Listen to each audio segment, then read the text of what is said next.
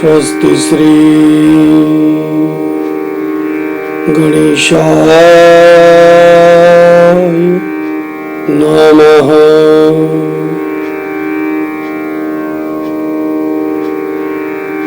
श्री सरस्वत्यै नमः। श्री गुरुभ्यो नमः। ओम नमो भगवते वासुदेवाय।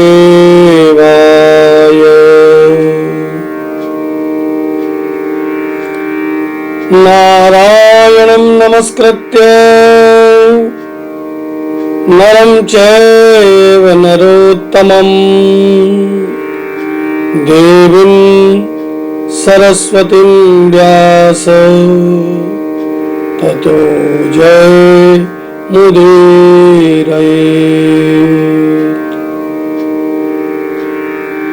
कृष्णाय वासुदेवाय हरये परमात्मने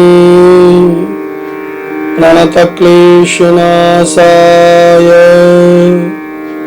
गोविन्दाय नमो नमः।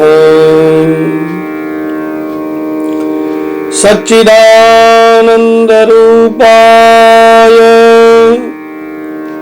विश्वोत्पत्त्यादिहेतवे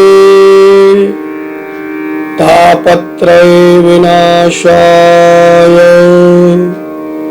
श्रीकृष्णाय वयं नमः। बालकृष्णलाल की जय। कार्तिक महात्मा की जय। जय जय श्री राधे। जय जय श्री राधे। जय जय जय जय जय जय श्री राधे श्याम। सभी को जय श्री राधे, जय श्री राम। आइए कार्तिक मास महात्म्य के आज पूर्ण दिवस की इस 35वें अध्याय की कथा को श्रवण करें। 35 अध्याय का ये कार्तिक महात्म्य जो कि पद्म पुराण से उद्धत है, लिया गया है। और आज ये विश्राम की कथा यहाँ पर मैं श्रवण कराने जा रहा हूँ। आप लोग ध्यानपूर्वक श्रवण करें और आप सभी के मनोरथ भगवान श्री लक्ष्मी नारायण पूर्ण करें। सौनक ऋषि ने पूछा, हे सूत जी, दूसरे द्वारा संकल्प द्वारा दिया हुआ पुण्य ही लगता है या बिना दिए हुए भी मिल जाता है? तब सूत जी ने कहा कि पाप तथा पुण्य दोनों बिना दिए हुए भी मिलते हैं। सतयुग में एक का किया हुआ पाप पुण्य कर्म सारे देश को, त्रेता में ग्राम को, द्वापर में कुल को मिलता था। परंतु कलिकाल का नियम सुन ले ध्यान से। कलिकाल में पाप पुण्य के कर्म का फल क्या है? कलिकाल में कर्ता अर्थात करने वाले को ही उसके पाप का और पुण्य का फल उसी को प्राप्त होता है, किसी का किसी को नहीं मिल सकता।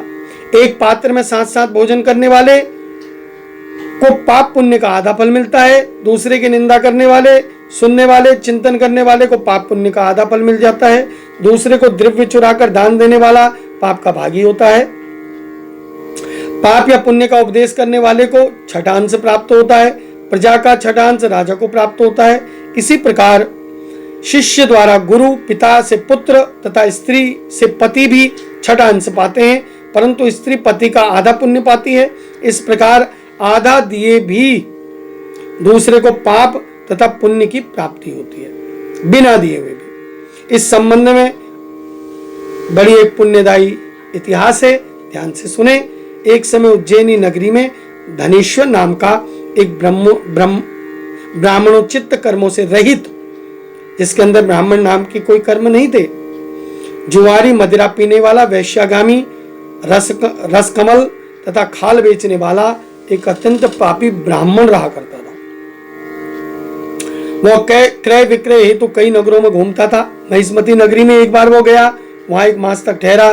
नर्मदा नदी के तट पर उसने जप तप करने वाले ब्राह्मणों का पूजन तथा सायंकाल को शिव का दीपदान महोत्सव भी देखा। उसी रात्रि को एक सर्प ने उसको काट लिया तथा कुछ मनुष्य ने उसके मुख में तुलसी दल और नर्मदा का जल डाल दिया। इसके पश्चात उसकी मृत्यु हो गई और यमदूत उसे मारते हुए ले गए।